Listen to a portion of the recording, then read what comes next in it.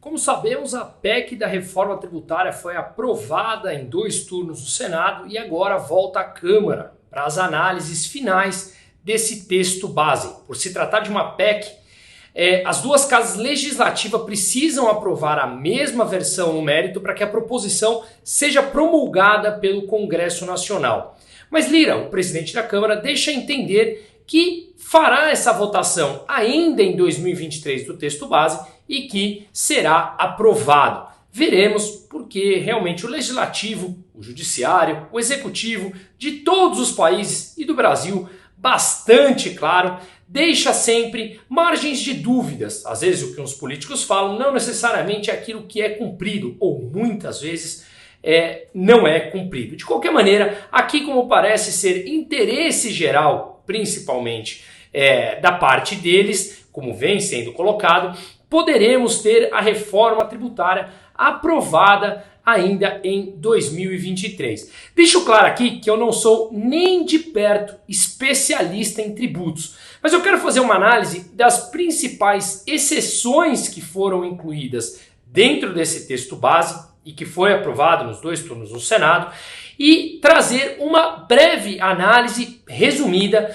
desses pontos e também levar em consideração os pontos positivos. Temos que ser também aqui imparcial nessa análise e tentar trazer o máximo de transparência possível. Não é porque eu não apoio, e isso está muito claro, esse governo, em que a gente pode tentar não encontrar alguns pontos positivos. No meu entender, na somatória geral, ela é, digamos, não sei se nem nota 5 ou um pouco abaixo dela, mas de qualquer maneira conseguimos pontuar algumas coisas positivas. E como eu estou falando aqui, de novo, não sou especialista em tributos, mas vou fazer uma análise sob o ponto de vista econômico, tá? O que nós sabemos, isso está bastante claro, é que é uma reforma sem consenso. Não há consenso nem na esquerda, nem na direita. E por isso eu quero tentar fazer isso aqui de uma forma imparcial, resumida, objetiva e trazer também os meus pontos aqui. Mas antes, não se esqueça de se inscrever no canal, compartilhar, ativa o sininho, porque isso realmente me ajuda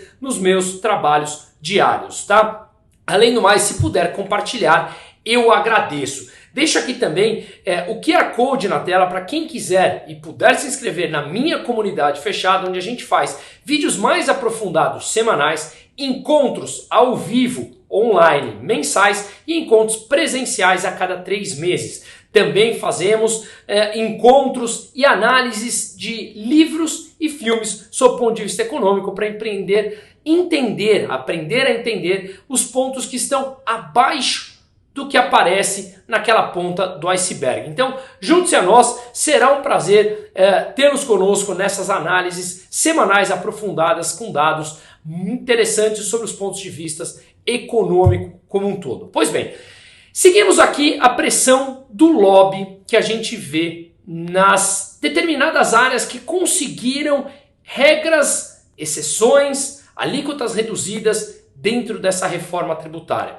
Vamos entender que possivelmente o Brasil tenha a maior alíquota de IVA do mundo. Com essas exceções que foram colocadas, pode ser, já está sendo noticiado, que o Brasil tenha uma alíquota de 27,5% do IVA, Imposto sobre Valor Agregado. Se isso acontecer, seremos sim o país com maior IVA do mundo. Pois bem, essa PEC ela já vinha sendo desidratada anteriormente até chegar no seu texto final. E esse texto final ficou ainda mais desidratado. E o que nós queremos dizer quando ele ficou desidratado? Lobbies, grupos de pressão com voz maior e mais ativa no legislativo conseguiu conquistar taxas reduzidas ou até mesmo zeradas para os seus setores. Obviamente, o governo não deixa de arrecadar, então ele vai precisar subir o imposto de outras áreas para compensar essas reduções dos seus grupos de lobistas ou grupos de pressão com vozes mais ativas. Eventos, educação, setor de saúde, dispositivos médicos, produtos de cuidados médicos à saúde menstrual e tantos outros ganharam exceção dentro desse texto base aprovado. Outros que ganharam redução de 30% na alíquota, prestação de serviço de profissão intelectual, científica, literária ou artística, desde que submetida à fiscalização por conselho profissional. Enfim, são várias áreas que ganharam os seus regimes de exceção e que isso faz com que o governo arrecade menos e ele irá tributar uma outra parte. Pois bem, separei aqui algumas das principais exceções e setores que foram incluídos. Vamos lá. Benefícios ao Centro-Oeste. Desconto tributário a veículos flex, elétricos ou híbridos com etanol produzidos nas próprias fábricas até 2032. Anteriormente, esse desconto iria até 2025. E aí a gente vê até uma matéria que saiu com os principais executivos das montadoras na região Sudeste, falando que isso é um benefício à região Centro-Oeste em detrimento à região Sudeste. E é justamente isso que eu falo. O livre comércio, a livre concorrência, um estado pequeno que não precisa ter arrecadação tão grande, acaba com isso. Por que subsidiar alguém no Centro-Oeste e não no Sudeste? Por que alguém no Sudeste e não no Centro-Oeste? Por que alguém no Norte e não no Sul? Enfim, você cria regime de exceções com lobistas e grupos privilegiados uns frente aos outros. E você tem um incentivo em uma região em detrimento da outra. Quando a livre concorrência impera de maneira livre, como o próprio nome diz, você traz empresas desde que você tenha uma região fértil para produzir, uma região com mão de obra, uma região com tecnologia, e isso o próprio livre mercado propiciaria. Mas enfim, feito esse parênteses, a gente volta para esses regimes de exceção. Foi criado também uma cesta básica estendida, ou seja, redução de 60% da alíquota dos alimentos que forem incluídos nessa cesta básica estendida. E mais, um cashback, que é a devolução de impostos a determinados públicos com devolução de fornecimento de gás de cozinha e energia elétrica à população que contará com esse benefício. E essa devolução do gás de cozinha e eletricidade foi agora também incluído nesse texto final, que não estava no anterior. Portanto, mais uma nova inclusão de exceção, que obviamente acaba subindo a alíquota final do IVA, que a gente ainda nem sabe qual será, mas pode ser os 27,5%, que é a maior do planeta, se assim se concretizar. Continuando aqui, redução de alíquotas para trabalhadores autônomos e regime diferenciados para bancos, regimes específicos para bancos até o 6º ano de início de vigência das novas normas tributárias. Além do mais, incentivo também à produção de hidrogênio verde. Ao todo serão 13 setores que terão cortes de 60% nas alíquotas dos IVAs federal, estadual e municipal. E ainda isenção tributária nos veículos para taxistas e portadores de deficiência, que agora inclui também autista como deficiência e, portanto, também os autistas passam a ter descontos nos veículos, tá? Tudo isso, como eu venho falando, eleva a preocupação sobre termos uma alíquota final maior, que, repito, pode ser a maior do mundo. E aqui eu levanto algumas preocupações rápidas. O que será definido nas leis complementares? E estas apenas serão definidas em 2024? Há quem diga que essas serão as verdadeiras reformas, ou a verdadeira reforma. Inclusive, a alíquota será definida apenas nessa lei complementar definida em 2024. Ou seja, teremos até lá uma indefinição, uma falta de transparência de qual de fato será essa alíquota com todos esses regimes de exceção.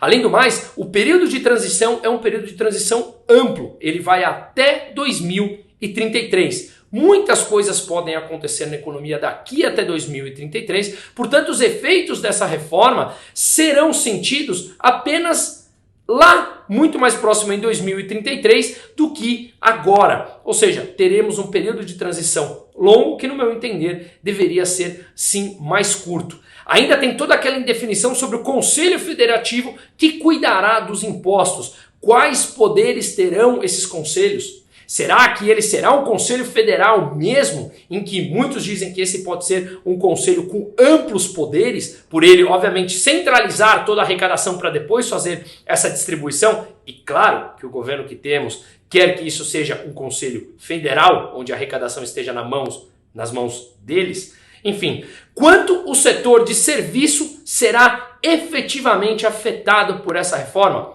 Com certeza alguns setores, mais do que outros, dentro dos serviços, que representam um percentual importante do nosso PIB. Mas também saberemos apenas lá na frente, quando tivermos a definição da alíquota, com a definição de todas essas seções, caso elas sejam aprovadas. Muitos dizem que os serviços terão impostos mais altos, outros mais baixos, e como eu falei, está longe de ser aqui a minha especialidade, mas a verdade é que ninguém sabe. Afinal de contas, nós não temos ainda sequer a alíquota definida, por conta de regimes de exceção que cada vez mais são implantados para satisfazer os regimes lobistas e os setores privilegiados, amigos e próximos ao rei, com setores com vozes mais ativas.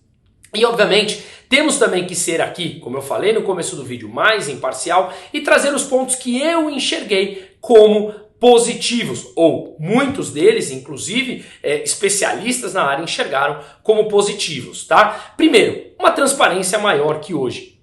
Se nós efetivamente tivermos a maior alíquota do mundo, isso evidencia, deixa mais claro como o nosso sistema tributário atual é o pior do mundo e como ele tem uma falta de transparência total. Afinal de contas, nós não sabemos quais impostos pagamos e qual alíquota efetivamente pagamos. Se o IVA vier o maior do mundo, ou se não vier o maior do mundo, será muito próximo disso, pelo menos temos uma transparência maior do que está sendo pago. Hoje não temos, com todo esse arcabouço maluco, esse manicômio tributário que nós temos, que inclusive afugenta muitas empresas, muitas que estão aqui vão embora por conta dessa complexidade, ou em muitos deixam de vir para cá. Portanto, sim, mesmo que tenhamos a maior alíquota do mundo, ela traz um nível de transparência maior ao que temos hoje. Não ideal, mas maior ao que temos hoje. Outro ponto positivo, o imposto passa a ser cobrado no destino, onde o produto ou serviço será consumido e não na origem, como é hoje, que é também uma maluquice e uma completa distorção. Foi aprovado também o princípio da não cumulatividade, o que também é um ponto positivo. E com tudo isso, a gente pode ter também um alívio nas judicializações dos impostos. Um exemplo muito claro que uma vez me falaram é, basicamente, os produtos têm diferenciações entre si e muitas vezes sequer sabem qual alíquota será colocada ou tributada hoje.